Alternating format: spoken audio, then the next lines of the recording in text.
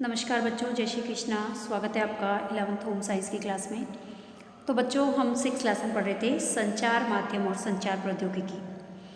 बच्चों, हमने इस लेसन में संचार के बारे में पढ़ा, संचार के माध्यमों के बारे में कल हमने अध्ययन किया था। संचार के माध्यमों के कौन कौन से सोर्स है, कौन कौन से माध्यम है, इनके बारे में हमने अध्ययन किया और संचार के माध्यमों के कार्यों के बारे में भी अध्ययन किया। आज हम बच्चों पढ़ेंगे संचार प्रौद्योगिकी क्या है, संचार प्रौद्योगिकी का वर्गीकरण भी करेंगे और संचार प्रौद्योगिकी के कार्यों के बारे में अध्ययन करने जा रहे हैं। तो चलते बच्चों हम टेक्स्ट बुक की ओर। हाँ, तो बच्चों हम पढ़ने जा रहे हैं संचार प्रौद्योगिकी क्या है। कल हमने संचार के माध्यमों के बारे में पढ़ा था और उनके कार्यों के बारे में भी हमने अध्ययन किया था कि संचार के माध्यमों से हम सूचना प्रसारित कर सकते हैं। संचार के माध्यम से हमको प्रेरणा मिलती है, मनोरंजन भी होता है, शिक्षा हम जो है शिक्षण और प्रशिक्षण भी उससे प्राप्त कर सकते हैं। ये मूल्यों का संप्रेषण भी करता है, हमारा विकास भी करता है, हमें व्यवहारगत परिवर्तन भी इससे आते हैं। अब आज हम पढ़ रहे हैं कि संचार प्रौद्योगिकी क्या है ना। तो देखो, वैश्विक परिदृश्य संचार क्रांति से गुजर रहा है। हम देख रहे हैं कि अभी जो है विश्व जो है वर्तमान समय में कोविड-19 के समय में हम संचार का बड़ा ही जो है महत्वपूर्ण योगदान रहा है और संचार के कारण ही हम जो है सभी कार्यों को करने में सक्षम भी हुए हैं। और संचार प्रौद्योगिकी बहुत तेज़ी से जो है वो आगे बढ़ रही है और बदल भी रही है ना। जो आज नया है वह कल पुराना हो सकता है और बहुत कम समय में लोग जो होते हैं सब कुछ जानना चाहते हैं, है ना। आजकल लोगों की टेंडेंसी बन गई है कि हम कम समय के अंदर कम मेहनत करके और हम अच्छे से अच्छा कार्य कर सकें और कम समय के अंदर जो है कम्युनिकेट कर सकें लोगों से, अपनी बातों को उन तक पहुंचा सकें, है ना। और ज़्यादा से ज़्यादा जानकारियां हम प्राप्त कर सकें, है ना। और विभिन्न घटनाओं के बारे में हम जानकारियाँ प्राप्त कर सकें। हमें कम से कम समय के अंदर सब कार्य चाहिए, है ना। तो ये कैसे संभव होगा? ये संचार प्रौद्योगिकी के द्वारा ही संभव हो पाएगा। तो सूचना की अत्यधिकता है, सूचनाएं बहुत ज़्यादा है और वह आसानी से उपलब्ध भी है और पारंपरिक और आधुनिक माध्यमों की विस्तृत विविधता के माध्यम सबकी पहुँच में है। और हम कह सकते हैं कि पारंपरिक जो है सूचना के माध्यम भी है हमारे पास और आधुनिक सूचना के माध्यम भी है ना, संचार के माध्यम भी है। तो ये सबकी पहुंच तक भी है ना। सभी इसका आसानी से उपयोग भी करना जानते हैं और कर भी रहे हैं वर्तमान समय में।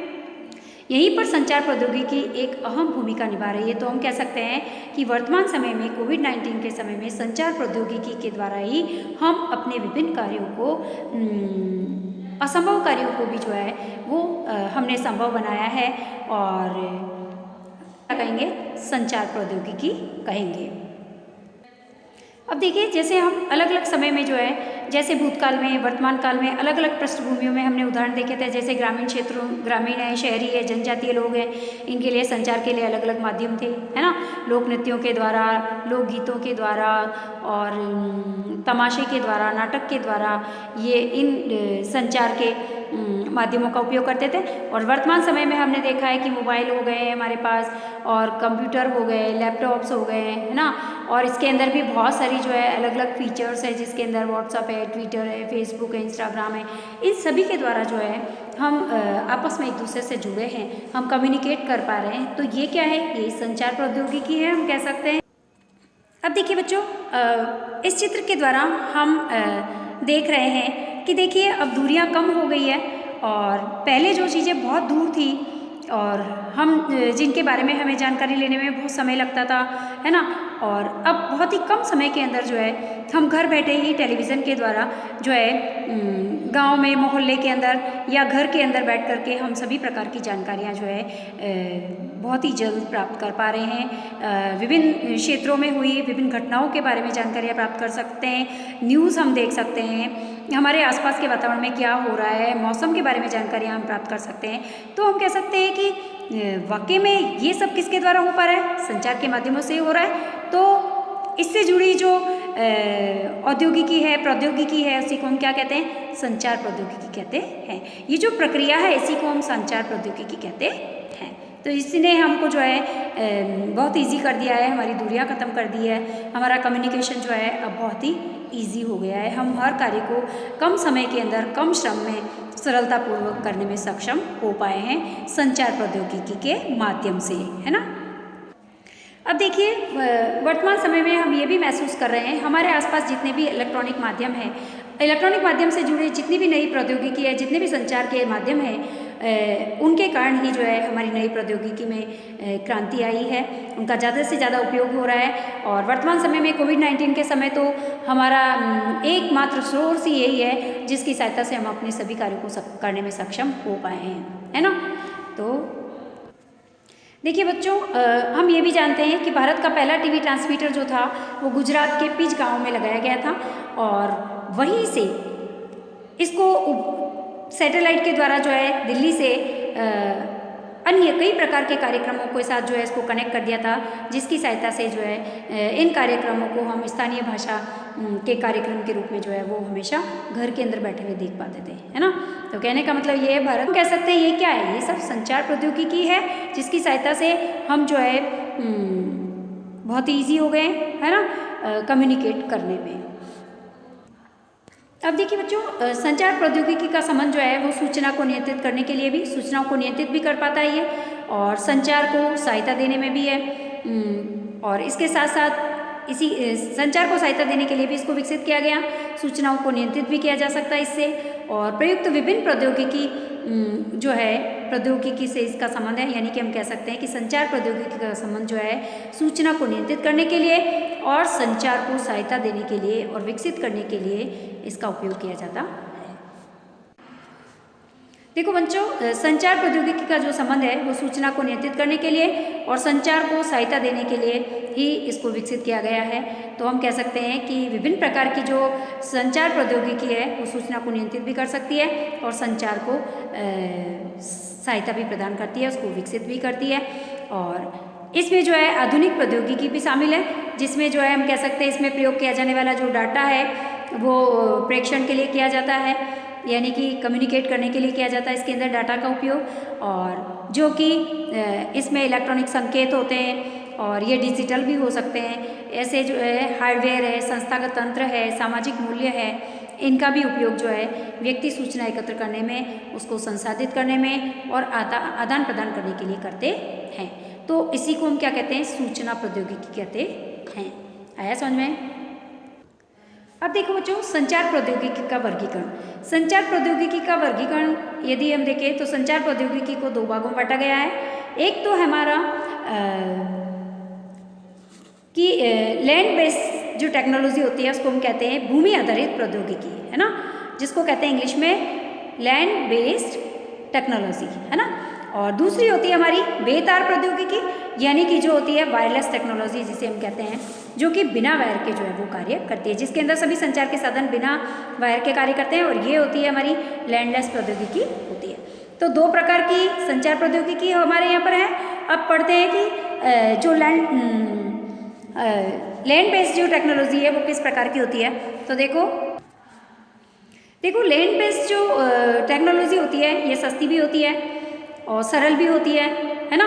और जैसे फॉर एग्जांपल लैंडलाइन टेलीफोन पहले थे, है ना, और या फिर बिना इंटरनेट के पर्सनल कंप्यूटर जो होते हैं, है ना, ये सब इसके उदाहरण हैं जो कि लैंड बेस्ड टेक्नोलॉजी के अंदर आते हैं। तो ये थे हमारे लैंड बेस्ड प्रौद्योगिकी या फिर टेक्नोलॉजी जो कि सस्ती होती है, सरल होती है ना, इनकी संरचना सरल होती है। जैसे फॉर एग्जांपल लैंडलाइन टेलीफोन्स है या बिना इंटरनेट के जो पर्सनल कंप्यूटर आते हैं वो इसके एग्जांपल्स हैं।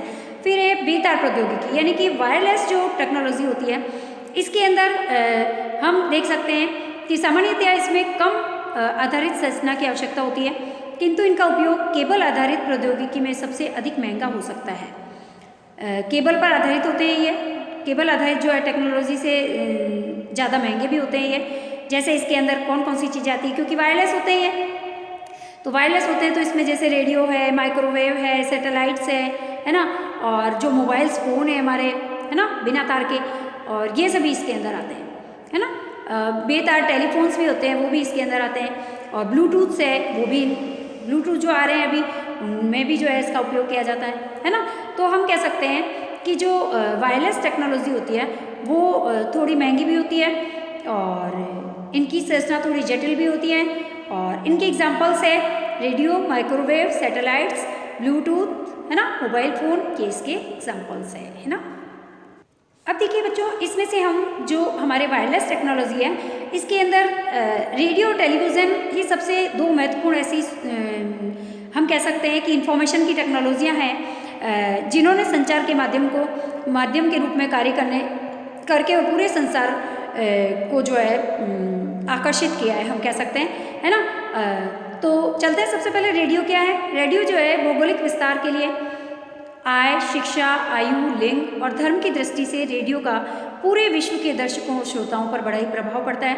और प्राचीन समय में तो रेडियो से ही सभी सूचनाएं मिलती थी, है ना। रेडियो के अंदर ही नृत्य है, संगीत है, कृषि समाचार है, न्यूज़ है, विभिन्न देश विदेश में होने वाली घटनाओं के बारे में जानकारियाँ मिलती थी। और घटना स्थल पर ऑन द स्पॉट प्रसारण होने वाले और इन्हीं के जरिए रेडियो के द्वारा ही जो है विभिन्न जो ऑन द स्पॉट जो घटनाएं घटित होती थी उनका भी प्रसारण रेडियो के द्वारा किया जाता था।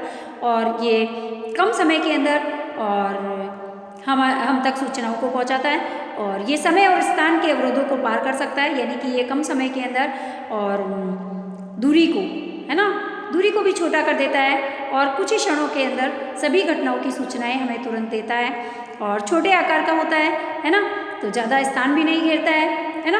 और इसीलिए हम कह सकते हैं कि रेडियो और ट्रांजिस्टर का प्रयोग जो है देश के दूरस्थ भागों में संचार प्राप्त करने के लिए बहुत ही ईजी हो गया है और सभी इसको बड़ा ही इंटरेस्ट के साथ जो है इसका उपयोग करते हैं, है ना।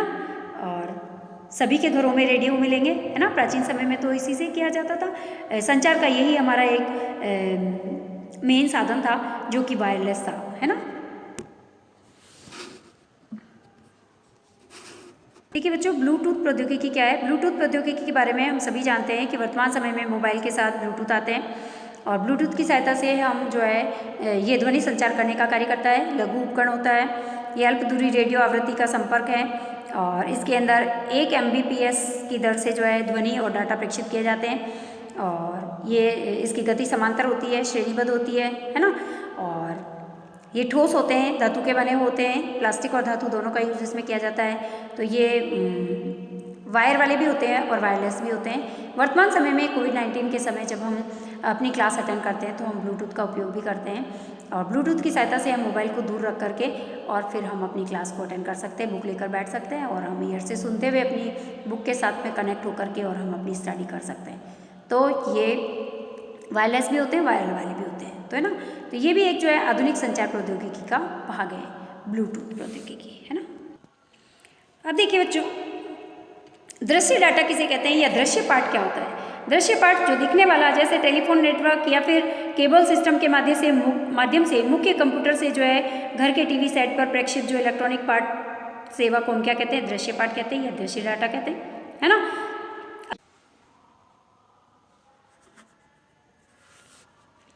अब देखिए बच्चों, इलेक्ट्रॉनिक मेल, इसको हम ईमेल भी कहते हैं। ईमेल क्या है, एक ऐसी प्रक्रिया है जो कि सूचना को इलेक्ट्रॉनिक रूप से कम्युनिकेटर से रिसीवर तक भेजती है। से हम क्या कहते हैं, ईमेल कहते हैं। बहुत ही इंपॉर्टेंट प्रश्न बनता है, ईमेल क्या है, किसे कहते हैं। ईमेल की प्रक्रिया जो है थर्ड डाक की तरह होती है और इसको कंप्यूटर पर टाइप किया जाता है और मोबाइल के जरिए दूसरे कंप्यूटर पर इसको हम भेज सकते हैं, ठीक है। और ये मेल बॉक्स की व्यवस्था से 2 या 2 से अधिक व्यक्तियों के संचार की एक आसान विधि भी है और ये संदेश कंप्यूटर में सुरक्षित भी रहता है, जो कि डाकघर के रूप में तब तक कार्य करता है जब तक कि ग्राही उसके बारे में ना पूछे, है ना। और ये संदेश को टेलीफोन से जुड़े मॉडेम का प्रयोग करके हम देख सकते हैं। तो ये होता है हमारा ईमेल या इलेक्ट्रॉनिक मेल, है ना। देखिए बच्चों, उपग्रह संचार यानी कि सैटेलाइट भी एक संचार का बहुत अच्छा माध्यम है और सैटेलाइट के द्वारा भी बहुत सारी जानकारियाँ जो होती है हमें मिलती है।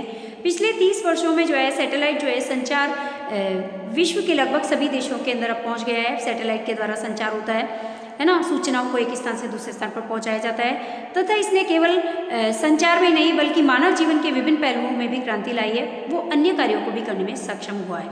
जैसे सैटेलाइट क्या है, ये विभिन्न प्रयोजन के लिए उपग्रह प्रौद्योगिकी की सहायता से, यानी कि सैटेलाइट जो टेक्नोलॉजी है इसकी सहायता से ये की जाने वाली संचार की प्रक्रिया को हम उपग्रह संचार कहते हैं। आगे समझ में, यानी कि विभिन्न कार्यों को करने के लिए सैटेलाइट टेक्नोलॉजी की सहायता से की जाने वाली जो संचार प्रक्रिया है, यानी कि जो कम्युनिकेशन की जो प्रोसेस है उसको हम क्या कहते हैं, उपग्रह संचार कहते हैं। समझ में आया।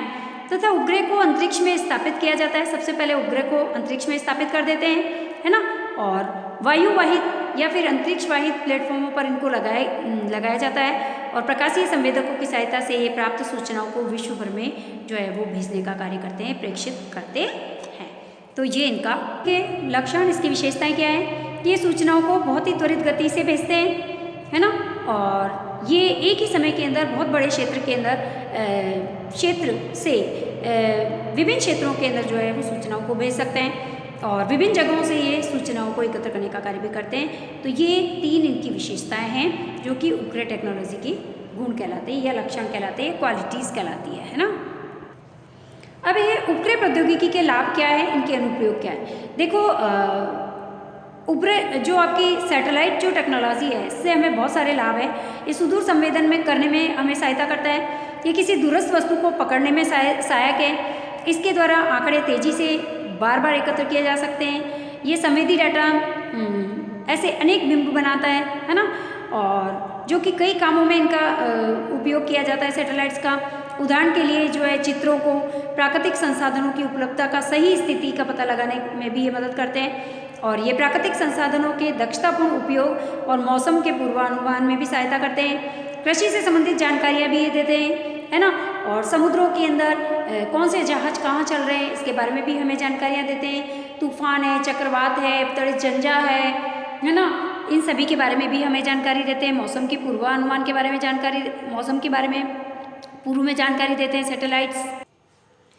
और इसके साथ ही ये अंतरिक्ष प्रौद्योगिकी और भारत अंतरिक्ष विकास कार्यक्रम में भी इनका उपयोग किया जाता है और विश्व भर में उच्च गुणवत्ता वाली दूर संचार प्रणाली उपलब्ध कराने का इनका कार्य है और बेहतर वैश्विक प्रतिस्पर्धा का कार्य भी करते हैं, है ना, और दूरस्थ और अलग अलग क्षेत्रों को भी विकास का लाभ इससे मिल रहा है।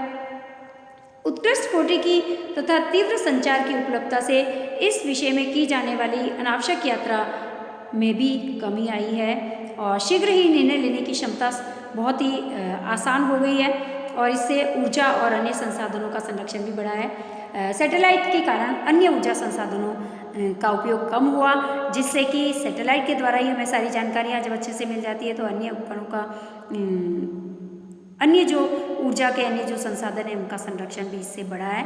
तो हमने देखा कि सैटेलाइट के द्वारा किस प्रकार से कम्युनिकेशन किया जाता है और ये सैटेलाइट कम्युनिकेशन क्या है, इसके लक्षण क्या है, सैटेलाइट टेक्नोलॉजी के लक्षण और इसका उपयोग क्या है, इससे क्या क्या लाभ है, इनके बारे में हमने पढ़ा। चलते आगे। देखिए बच्चों, एक साइट क्या होती है। देखो, ये क्रांतिकारी सामाजिक और प्रौद्योगिकी प्रयोग है, यानी कि उपग्रह अनुदेशात्मक टेलीविज़न का प्रयोग किया जाता है इसके अंदर। Satellite instructional television experiment site, है ना। इसका 1976 के अंदर अमेरिका के एप्लीकेशन टेक्नोलॉजी सैटेलाइट्स ATS-6 के द्वारा इसका निर्माण हुआ 1976 के अंदर, है ना। और ये अपनी किस्म का एक विश्व का सबसे बड़ा प्रयोग था। ये जो प्रयोग किया गया ये 1976 के अंदर किया गया, अमेरिका के अपनी एप्लीकेशन टेक्नोलॉजी सैटेलाइट के द्वारा किया गया, है ना। और साइट से विकास, इस साइट से जो है विकास है, उपग्रह पर आधारित अनुदेशात्मक जो टेलीविज़न प्रणालियां हैं, परीक्षण है और प्रबंधन है और मूल्यवान अनुभव इससे प्राप्त हुए और विशेष रूप से ग्रामीण क्षेत्रों के अंदर ये ज़्यादा जो है प्रभावी रहा। और साइट ने ही भारत जैसे विकासशील देशों के लिए विकसित देशों में जो है प्रभावपूर्ण जनसंचार के तीव्र विकास में जो है सैटेलाइट प्रौद्योगिकी की क्षमता का प्रदर्शन भी किया। और इस प्रकार हम कह सकते हैं कि साइट से ये सिद्ध हुआ है कि दूरस्थ क्षेत्रों में संचार की आधारित संरचना का वितरण न केवल संभव है बल्कि ये एक राष्ट्रीय विकास को बढ़ावा भी दे रहा है और सामाजिक और टेक्नोलॉजी उद्देश्यों तक ये पहुंचने की दिशा में साइट जो है हर तरफ से सफल प्रयोग है। और इससे उपग्रह प्रौद्योगिकी के उपयोग का मार्ग ईजी हो गया है ना। और ख़ासकर भारत के ग्रामीण क्षेत्र में संचार के लिए टेलीविज़न का उपयोग करके, है ना, इसको और भी इजी बनाया गया है ना। तो साइट भी एक तरह का संचार का माध्यम है ना, के ऊपर सबसे पहले प्रयोग किया गया था 1976 में। अब देखिए बच्चों, पारस्परिक क्रियात्मक वीडियो। पारस्परिक क्रियात्मक वीडियो का संबंध ऐसे वीडियो तंत्र से होता है जो कि कंप्यूटर और वीडियो का संयोजन है, जो कंप्यूटर और वीडियो से मिलकर बना है। इसको कहते हैं स्थिर फोटो वीडियो, ऑडियो, स्लाइड्स और ओवरहेड आदि का उपयोग करके और मल्टीमीडिया को अपनाता है। मल्टीमीडिया को उसमें यूज़ किया जाता है। इन सभी चीज़ों को मिला करके मल्टीमीडिया बनाया जाता है और विभिन्न रूपों में इसको संग्रहित किया जाता है। संदेशों से जो है उपभोक्ताओं को अपनी इच्छा अनुसार इससे संदेश प्राप्त होते हैं और उपभोक्ता के सिस्टम के प्रति जो अनुक्रिया रहती है, कस्टमर क्या सोचते हैं, उनकी क्या अनुक्रिया है सिस्टम के प्रति, उसी के अनुसार आगे फिर जो है मार्ग निर्धारित होता है और नई नई चीज़ें जो है, नए नए फीचर्स इनके अंदर आते रहते हैं, है ना। अब आता है दूर सम्मेलन।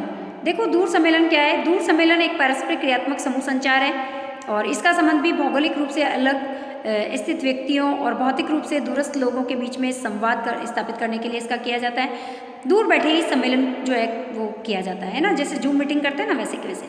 तो दूर संचार में हुए विकास के फलस्वरूप लंबी दूरियों की यात्रा किए बिना ही हम घर बैठे जो है विभिन्न प्रकार की मीटिंग्स इससे करना संभव हो गया है।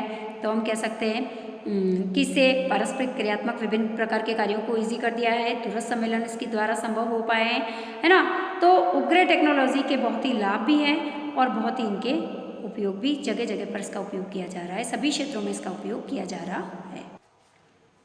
अब देखिए, इस प्रकार संचार प्रौद्योगिकी ने संचार को अत्यधिक सुविधाजनक बना दिया है। विश्व भर में अधिक से अधिक लोग जो है इन टेक्नोलॉजी का प्रयोग कर रहे हैं। फिर भी मानव संपर्क की अनदेखी नहीं की जा सकती। रोज़मर्रा की ज़िंदगी में हमें अलग अलग व्यक्तियों के आमने सामने संवाद करना पड़ता है और प्रत्येक व्यक्ति को प्रभावी संचार के लिए कुछ आधारभूत कौशलों का विकास भी करना चाहिए, है ना। हमें इस टेक्नोलॉजी को सीखेंगे तभी तो हम इसका उपयोग कर पाएंगे, है ना। और हम सीख रहे हैं वर्तमान समय में। कोविड-19 के समय हमने बहुत कुछ सीखा है और संचार के क्षेत्र में जो है हम सफल भी हुए हैं, कम्युनिकेट अच्छे से कर पाए हैं और अपने कार्यों को सरलतापूर्वक हमने किया है, कम समय में, कम श्रम में, है ना। और इसके बारे में प्रभावी हमारा लेसन हमने संचार प्रौद्योगिकी के बारे में पढ़ा। संचार प्रौद्योगिकी क्या है, इसका वर्गीकरण, इसके कार्य और इसके लाभ क्या है ना। और इसके साथ साथ ही हमने जो है उपग्रह संचार के बारे में भी पढ़ा। उपग्रह संचार क्या है और इसके लक्षण क्या है, इसके उपयोग क्या है। तो आज हमारा लेसन ये कंप्लीट होगा। धन्यवाद बच्चों, जय श्री कृष्णा। और मैं आपको बच्चों नोट्स के साथ में कुछ क्वेश्चन भी भेजूंगी, तो वो क्वेश्चंस आप करेंगे, सॉल्व करेंगे और अपनी कॉपी के अंदर करेंगे, है ना। तो धन्यवाद बच्चों, जय श्री कृष्णा।